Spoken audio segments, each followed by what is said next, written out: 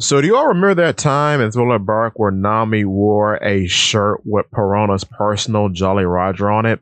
Yeah, it got me to thinking about the makeup of Cross Guild again. I'm sure I've talked about this in a short some time ago, but it's so funny how Nami and Perona just start swapping characteristics as the story goes on.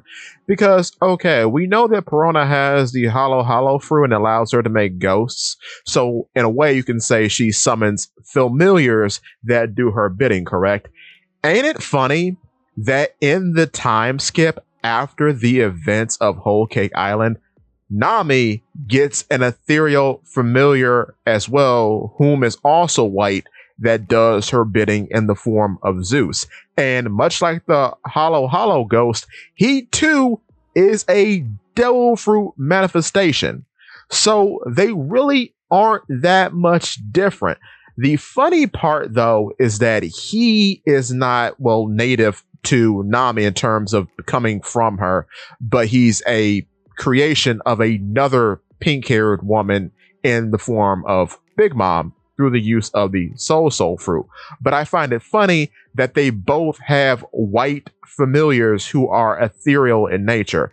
Then we find out too that in the post time skip, much like Nami, Perona has a bat tattoo on her arm. The bat tattoo is most likely in reference to Moria. Even though Moria's name is Gecko Moria, he has way more affiliations with the bat than he does a gecko. So I think, much like Nami's tattoo being in reference to her mother and father, Perona sees Moria as a father and got a tattoo in reference to him.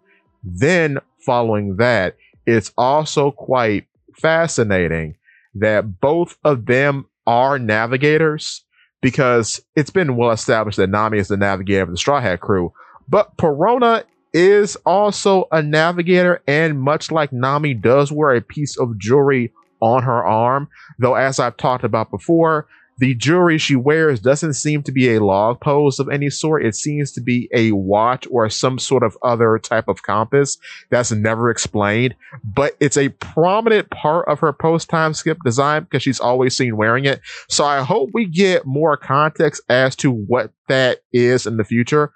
But otherwise, yeah, she just might be the Cross Guild's Nami in the future if she does indeed join Cross Guild. With that being said, give me your thoughts and tell your friends about Polypede Wax.